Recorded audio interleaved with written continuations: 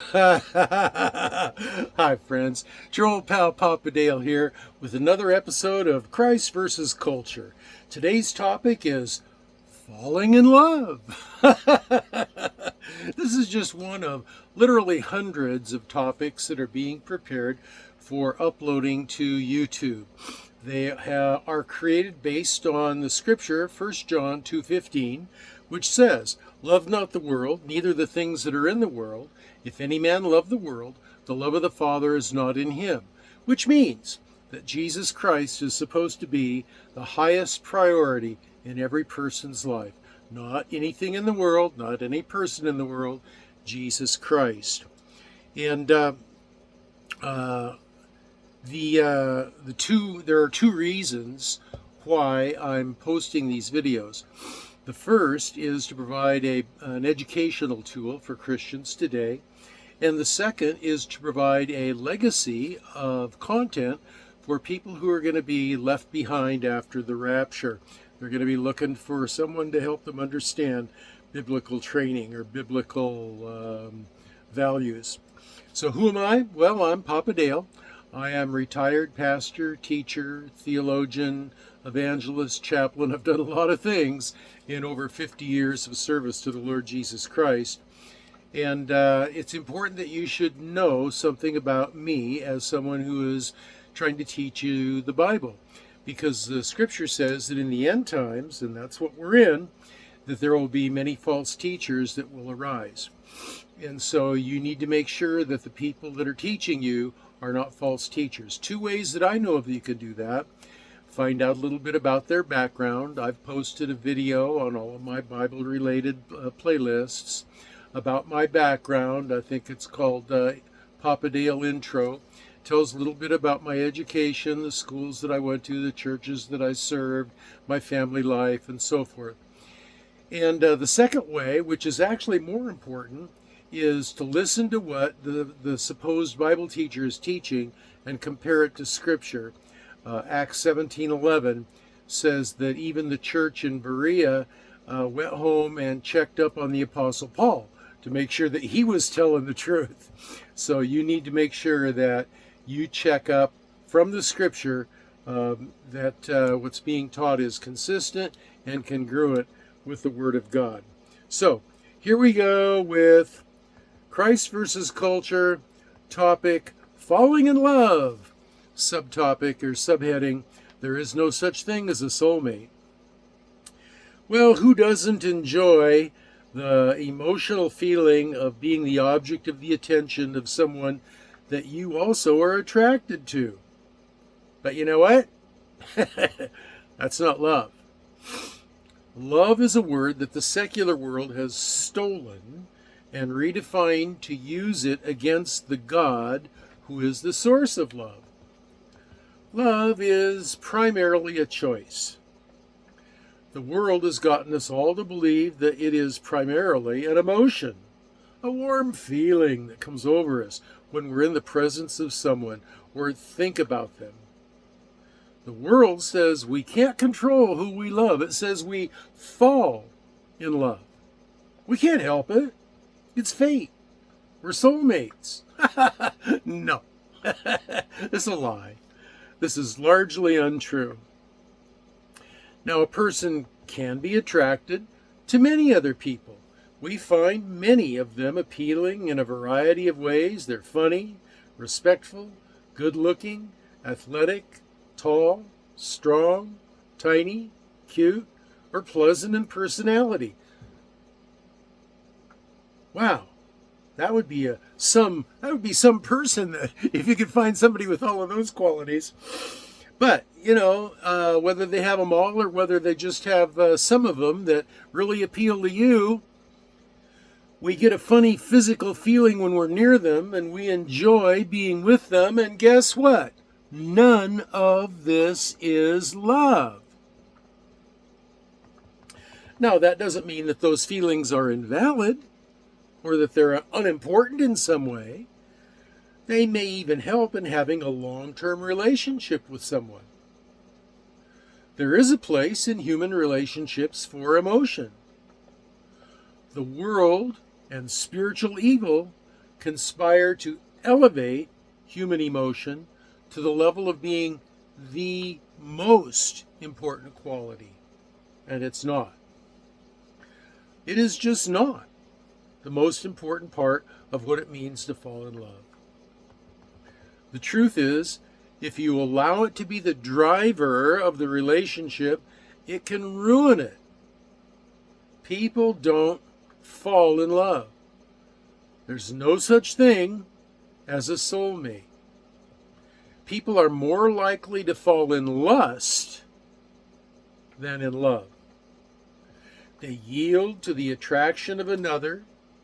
They enjoy the commonality of shared interest and shared time. They value the notion that someone they find very interesting also finds them interesting. They lower their inhibitions towards them. Their thinking becomes distorted. None of this is love.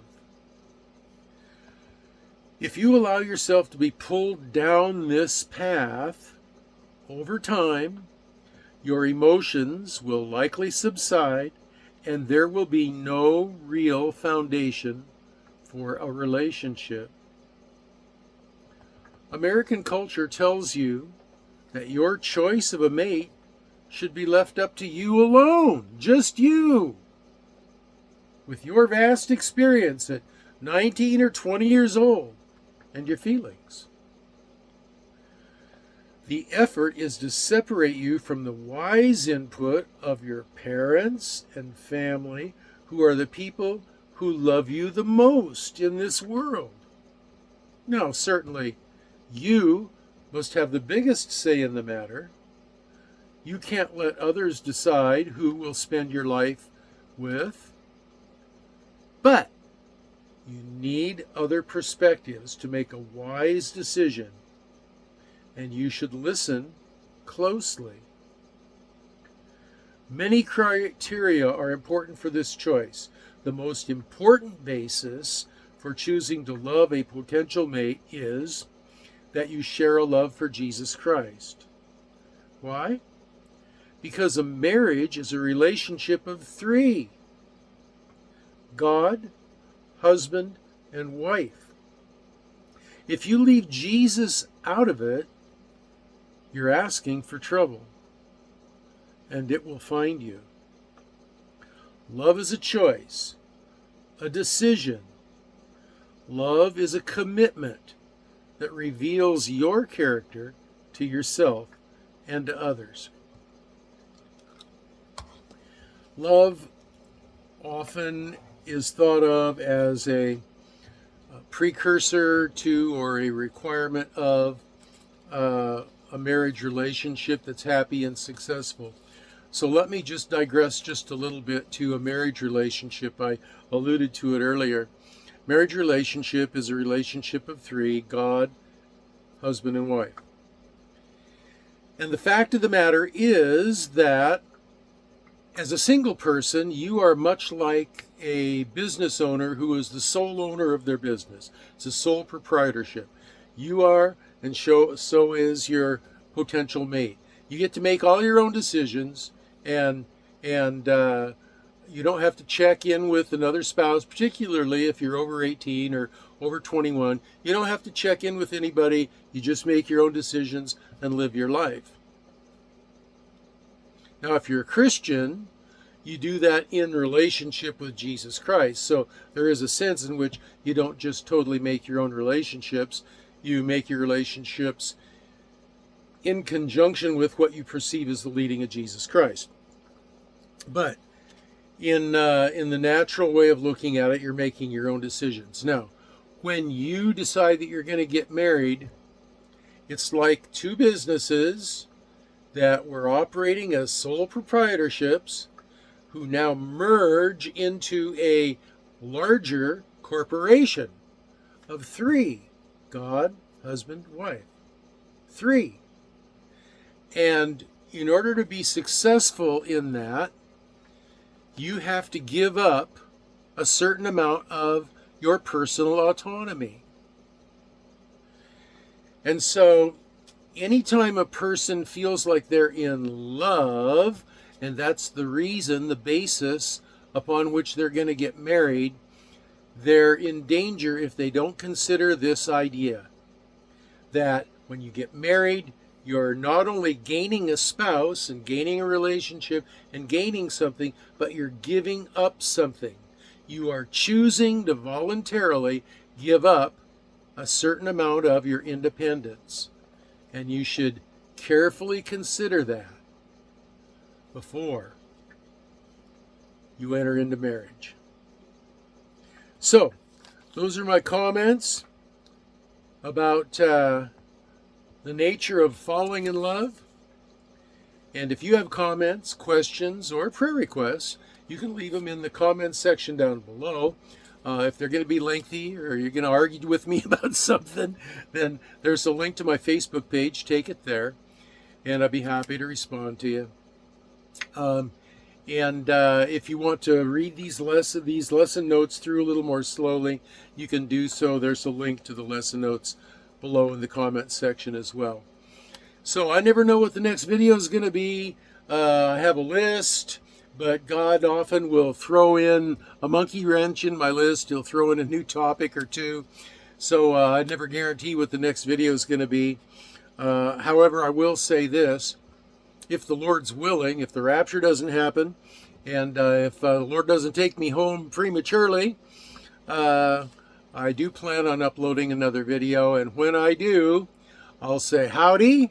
And until then, this is your old pal Papa Dale signing off and saying, I'm going to be praying for you that you will be well and that you will be blessed. And that's two prayers in one.